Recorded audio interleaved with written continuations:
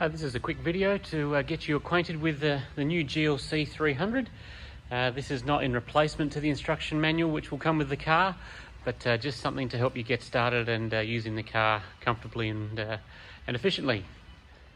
We'll start with the key, which has 3 buttons on it. One at the top here to lock the car, the one in the middle here to unlock the car, and then the one at the bottom here opens the tailgate. You need to do a long push on that to release the tailgate. A long push on the same button will also close the tailgate. The car can also be opened or unlocked and locked from the door handle.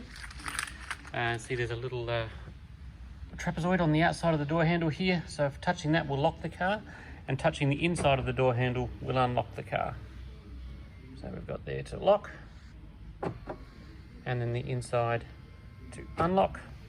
When you unlock the car, the wing mirrors fold out, and that will work wherever the key is. So it's working on the driver's side now because the key is with me. This wouldn't operate on the passenger side because the key is not there. So we'll talk about the seat controls next. Make sure you're nice and comfortable. You can see this controller here kind of looks like the seat: headrest, backrest, and the base of the seat. So up and down here will adjust the headrest up and down. This will adjust the backrest forward, backwards. There's a few switches on this bottom one, forward and backwards. You can lift the back of the seat, you can lift the front of the seat, and you can also extend the base of the seat with that there.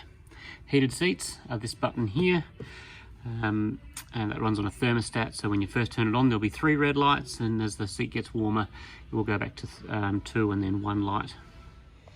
To start the car, we have the engine start stop button here. So with your foot on the brake, you push that button and it will start the engine. If you just want to put the accessories on, leave your foot off the brake and push that button first for the first stage of accessories. Push it again for the second stage of accessories. Headlight controls are on this dial here, and you can see it's pointing to automatic at the moment, and that's where you can probably leave that 99% of the time. So when it gets dark, the headlights will turn on, and when it goes light, they will turn off. The high beam control is over here, so just like all other cars, you push that away to activate the high beam. Now, just because you've activated the high beam doesn't necessarily mean it will go to high beam, because it is situation aware. So if you're in an urban area or you're not traveling at high speeds, it may not activate the high beam, but when it's required, the lights will turn on to high beam. If you want complete control over the high beam, like you would with a normal car, I guess, come back to here, turn that around to on, and then you have high beam control on and off like you would with any other car. Now we're going to talk about putting the car into gear. On the right hand side of the steering column is the gear shift, and you can see there's a little diagram here: reverse, neutral, drive. Reverse, neutral, drive, and park is the button on the end. So with your foot on the brake, you push the gear shift down and it will go into drive. You have to push it all the way down, and then pushing it up will put it into reverse, and putting into park will put it into park, of course. It will also tell you in the display here what you've selected: reverse, neutral, drive, or park. The handbrake can be found below the headlight switch down here. Now this is largely automatic. It'll turn on and off as it needs to. However, if the car recognises there's a safety concern, it may not release the handbrake. It will give you a message in the display here saying that it hasn't released the handbrake and that you need to do it yourself, in which case you just leave your foot on the brake and pull this out to release the handbrake. Indicators can be found on the left-hand side of the steering column, which is this stick here, this stalk here. So pushing it up to turn right, and then down to turn left. Windscreen wipers are on the same stalk and are controlled with this dial on the end. So if we turn that, the first click around from 0, you can see just down there that it's on 0 at the moment. If we turn that around 1, that's automatic, and then as we keep turning that, it takes manual control of the wipers. To wash the screen, we push the button all the way in on the end here. Just to wipe the screen, you push that button part way in. The rear wiper is in the middle here, so you've got the little dial there in the middle for the rear wiper. The steering wheel is particularly impressive. There's 2 sides to the controls. There's one here on the left and one here on the right. We're going to start with the right hand controls. because these control the instrument cluster. So up here we have a button that has got like a little house on it, or a home button. If we push that, you'll see it brings up a menu in that display. And then the little touchpad here, we can swipe left and right. You'll normally do it with your thumb. It's kind of like a mobile phone, to swipe left and right to choose the different functions that you might want.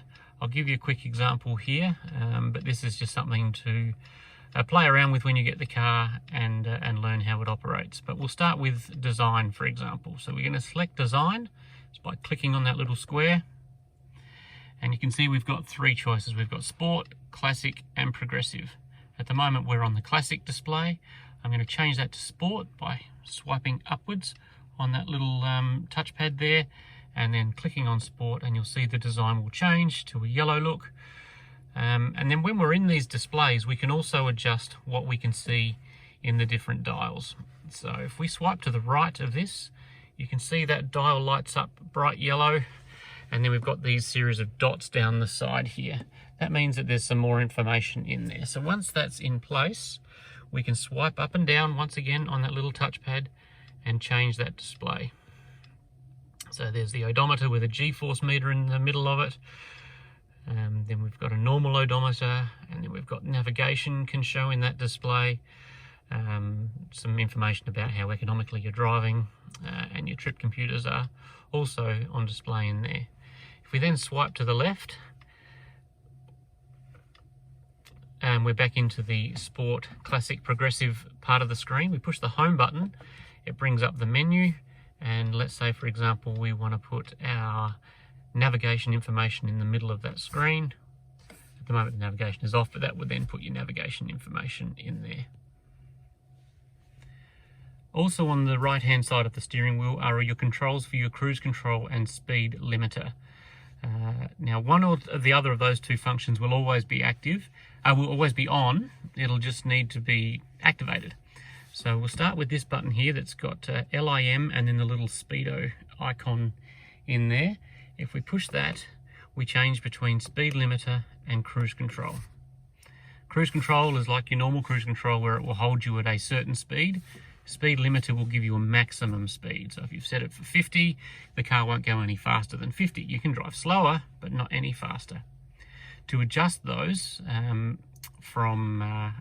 to adjust the different speeds, you simply push this upwards to set them, or downwards to set, and then pushing that up or down will adjust the speed. We can cancel with that, pushing that downwards, and we can resume by pushing that up. And then this, when you're on your cruise control, adjusts how far you are from the car in front of you, because it has the radar cruise. So if you're not happy with the distance, you can extend it by pushing that downwards, and it will create a bigger gap between you and the car in front. On the left hand side of the steering wheel, we have another series of buttons. Now the left hand side of the steering wheel will control the main display here. So just like on the other side, if we push the home button, we get a menu, which is where we are at the moment. We've got a menu across that screen. And using the touchpad to swipe left and right, you can see we can move across that screen to the different modes that we might want to look at. So for example, let's go to navigation, click on that, and that brings up our navigation screen. From there you can select where to. You can see that's highlighted there. Some different functions and settings at the bottom, but swiping left across to where to, click on that, and then we can put our address in using the touchpad if we want. There are another couple of ways to enter information into this screen, which I'll also show you. Pushing the home button takes you back to that main menu, and let's say we'd like to go to the comfort screen. So we click on the comfort screen, and from here we can adjust our ambient lighting. So we want to change the color, and we want to activate multicolor animation, for example. So we click on that, and then we swipe across, and the color that we want is sun yellow, for example. So we're going to click on that, and that gives us sun yellow. Now to go back one step in the menu, we've got this little back arrow here. We click that, and then we can adjust our brightness. So we swipe down to brightness and click on that, and you can see we've got different brightnesses for front and rear, but at the moment they're joined together. So we've got brightness zones here, so we click on that, and now that has separated the front and the rear. We swipe to the left and we've got the front, so we click on that and then we swipe upwards to make it brighter in the front, and then click on the rear one and make it brighter in the rear as well. So that's just something to play around with and get a handle a bit on how to use that touchpad. This main screen is also a touch screen, and we do find a lot of people do prefer to use it this way.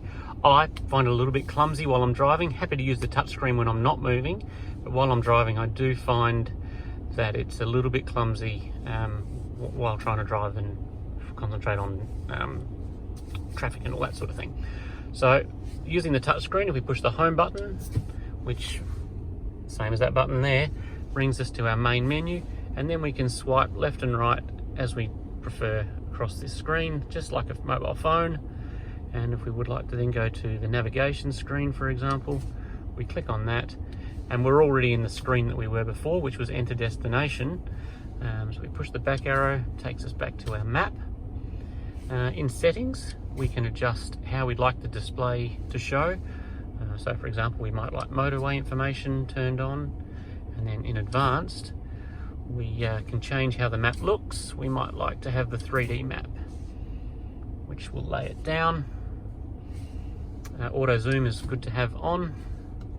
So again, the settings in there that you can go in there and work out how you want to set it up for yourself. Pushing the home button again takes us back out to our main menu. And then for connecting your phone, in the main menu, of course you must have Bluetooth turned on in your phone. You'll need to be in the Bluetooth menu on your phone. We just click on the phone icon and it says connect device. So we click on that, connect new devices. This won't work now because I'm on my phone. And then this code will come up in your phone. You just follow the prompts through and it should connect fairly easily for you. Air conditioning controls are this strip of buttons along here. It has dual zone air conditioning, so the outside buttons adjust the temperature, and you can see that's displayed in the bottom of the screen there. So on one side we've got 22 and the other side we have 19. Interesting, this being a touch screen, these can actually be repositioned if you like as well, in and out. So yeah, very, very clever.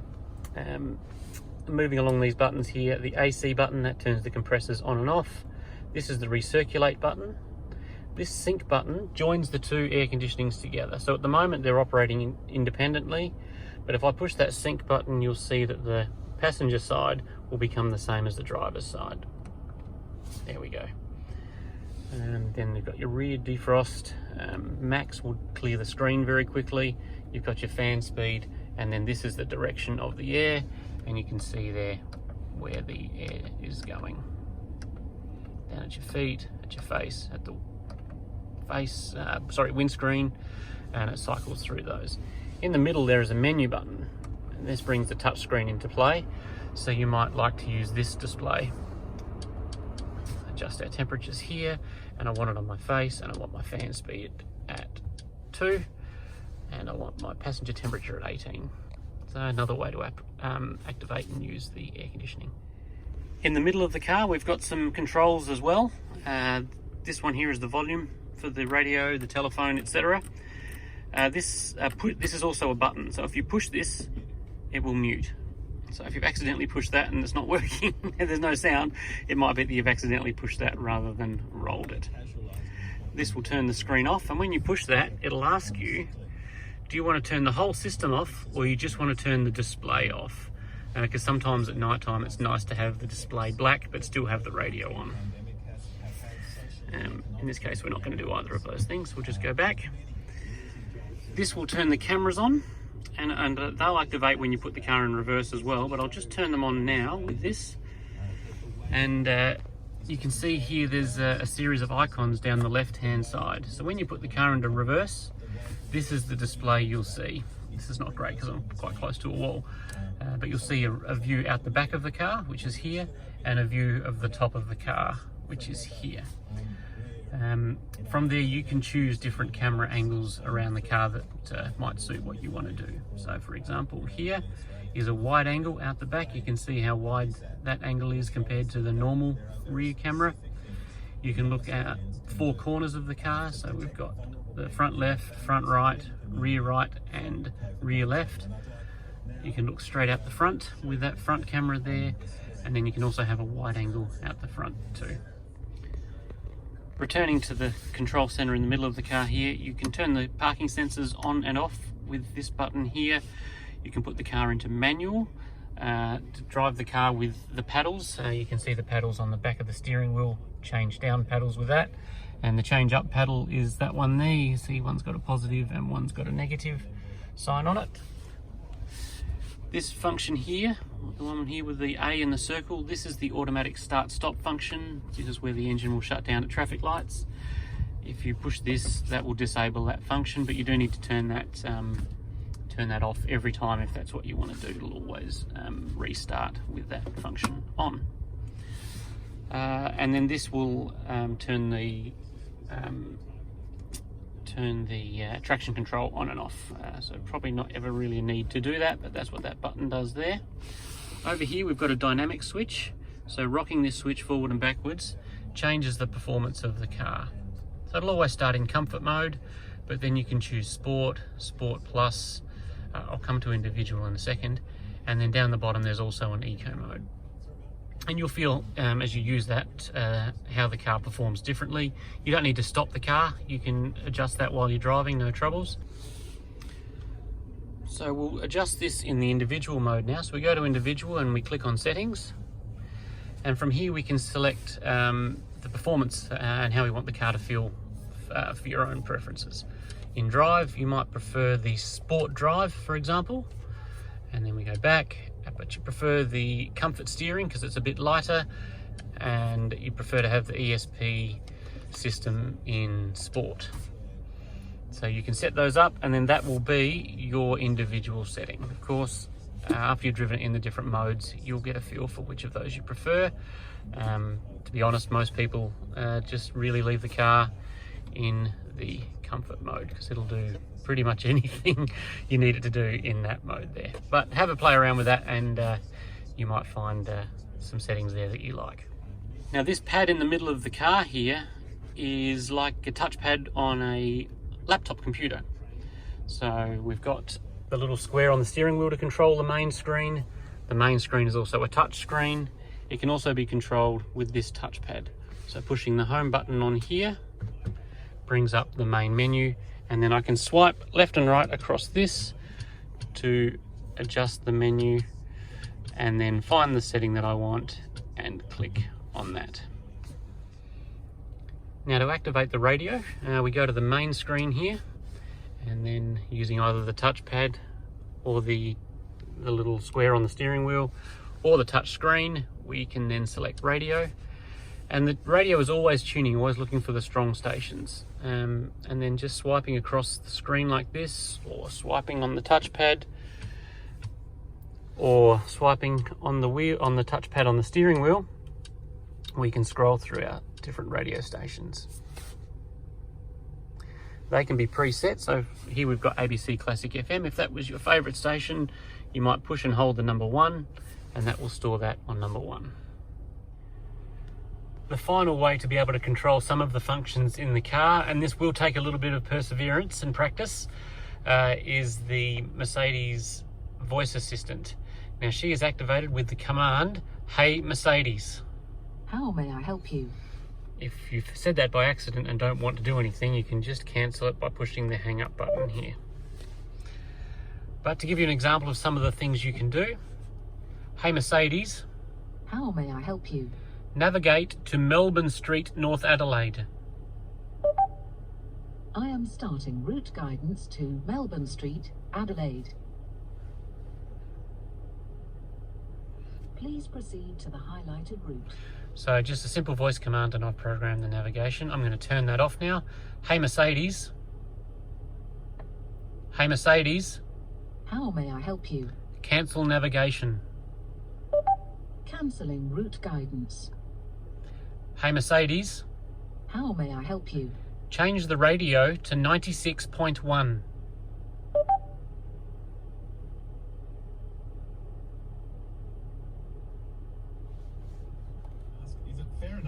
And now the radio is on 96.1. It's happened in the background, but if I go home here and then to radio, you can see that it's on 96.1. So there's a few different functions that you can use the Mercedes voice assistant for. See if you heard Mercedes again. Cancel that. For example, we can change the interior colour. If you remember, I changed it to yellow before. I'm going to change it again. Hey Mercedes.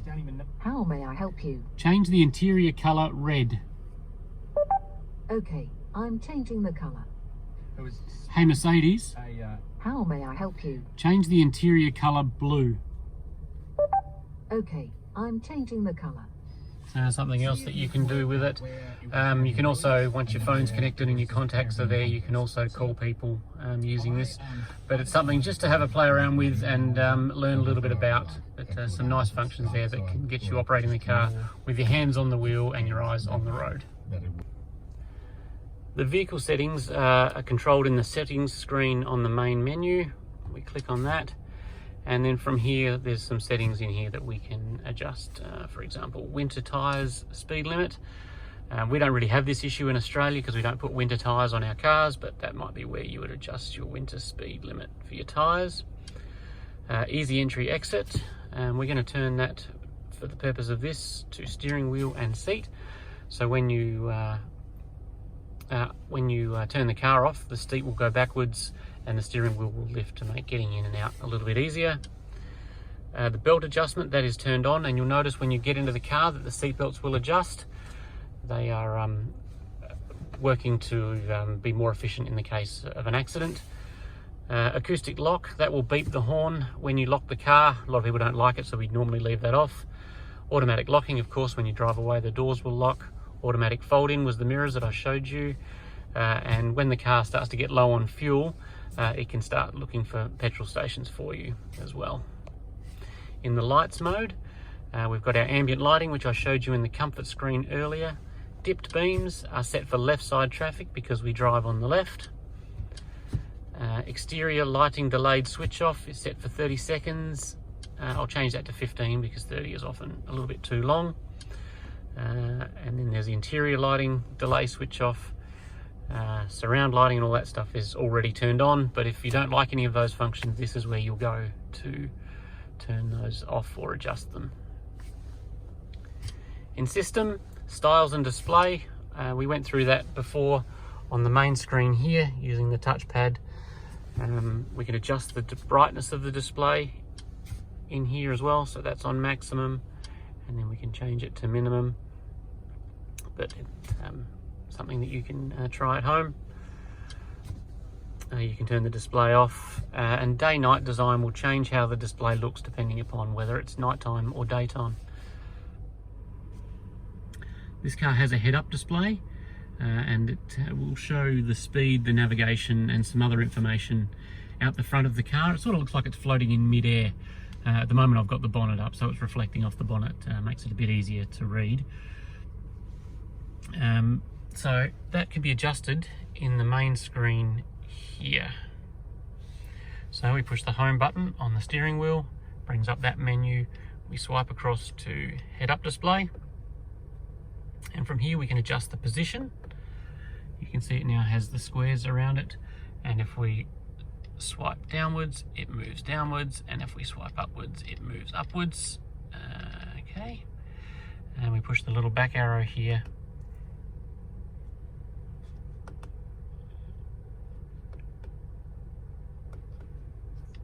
Oh, that wasn't the back arrow, so that was the limiter button. The back arrow was on this side.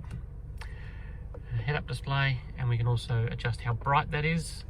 If you wear polarized sunglasses, it will wash that out, and you may not be able to see it. You may need to put that up very bright if that's the case. Pushing the back arrow, and we can also adjust the information that we see in the display. So the top section there is just the speed. Then we have speed and what the car has seen as the speed limit. Then we've got directions and speed, And then we've got directions, speed, and what the car has seen as the speed limit. So the car has cameras in the front that will read the speed signs on the side of the road, and it will show in this display here. It will also show in the head-up display. Now this is a guide, it's not 100% reliable because sometimes it can see two signs, or it will see a sign that's heading off in another direction on an off-ramp or something like that. So it's a guide, it's not 100% to be relied on, but it can be helpful. Now there is a setting in here under, I need to remember where that is now, under settings, and then assistance, and then traffic sign assist. We can have it beep when you go over the speed limit, or we can just have that display flash, and then we can also adjust the threshold. So normally I'll set this for 3 or 4 kilometers over the speed limit. Otherwise, if you're driving on the speed limit, you go 1 kilometer over, it starts flashing, which can be a little bit annoying if it's doing it all the time. So I give myself a little bit of buffer there, but I'll let you have a play with that to see how that works for you. And you can also take it out of the head unit. So if you don't want it to show in this display, you can turn it off and have it only showing in the head-up display over there. The sunroof control is this switch here. At the moment, this sunroof is open, you can see there. The glass is in place, but the blind is open. So if we just pull this down, the blind will close, front and back. And then to open the blind, we pull that backwards.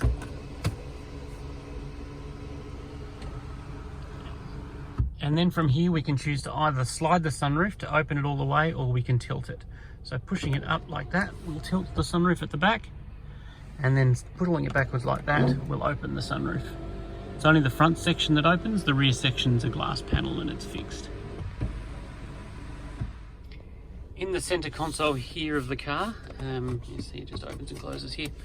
This is a wireless charging pad, so long as your phone has wireless charging and the case that it's in isn't too thick, you can place your phone into there and it will charge. It is a bit slow, but it will gradually charge your phone.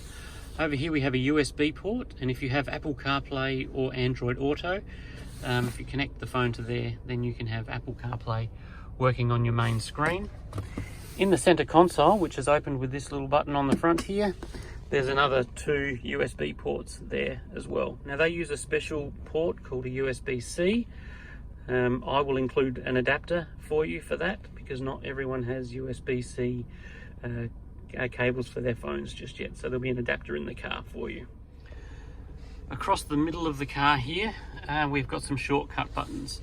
So if you didn't want to use the touch screen or the display here, or the touchpad on the steering wheel or in the middle of the car, then there's just these shortcut buttons here to the telephone, shortcut to navigation, a shortcut to the radio if need be, and then a shortcut to car settings there as well. And then we've got our hazard light button here. The fuel filler is on the driver's side of the car, and it's simply opened by pushing on this. If the car is locked, then the fuel filler is locked and it won't open. You can see here it's asking for 95 octane fuel. Certainly if you can get 95, put 95 in it. 98 is okay, but please try and avoid the low octane fuels. In the rear of the car here, you can see there's 2 buttons. These will close the tailgate. This one, the one that says stop, that will close the tailgate. This one will close the tailgate and lock the car at the same time.